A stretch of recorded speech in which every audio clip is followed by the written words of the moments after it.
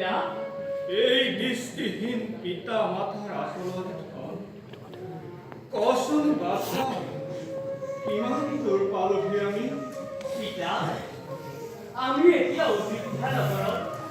দক্ষিণ প্ৰান্তৰ সীমামূৰীয়া অৰণ্যৰ মানুহ বাছা আৰু তই আমাৰ জীৱনৰ একমাত্ৰ সম্পদ কিন্তু বাছা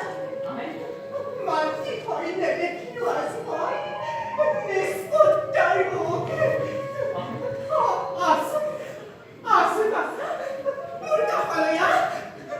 কাষলৈ স্পৰ্শ কৰি তোকেই সকুমাৰ কৰি শান্তি লাভ দুখুনীৰ মাতৃয়ে বাছা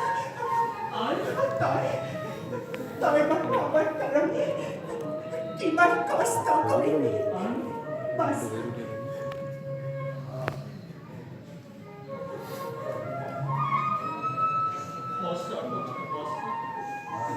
আমি অপৰাধী তোৰ ওচৰত আমি তোৰ বলপ্ৰয়োগ কিমান যে শাস্তি দিছো বাছা কিমান যে শাস্তি দিছো নহয় পিতা নহয় তোমালোকে তেনেকৈ নকব পিতৃ মাতৃৰ চৰণ সেৱা কৰাই জানো পুত্ৰৰ একমাত্ৰ কৰ্তব্য নহয় আপোনালোকক সেৱা কৰা মোৰ বাবে যে কিমান আনন্দৰ কথা এয়া আপোনালোকক জানকে দিলোঁ পিতা বাছা সেৱা কৰাটো একে বয়স থাকে তই ইমান কোমল বয়স আমাৰ বাবে যিমান কষ্ট কৰিছ মই মাতৃ হৈ কিদৰে সহ্য কৰোঁ বাছা কিদৰে সহ্য কৰোঁ ময়ো কি কষ্ট কৰিছো আই যি পিতাৰ বাবে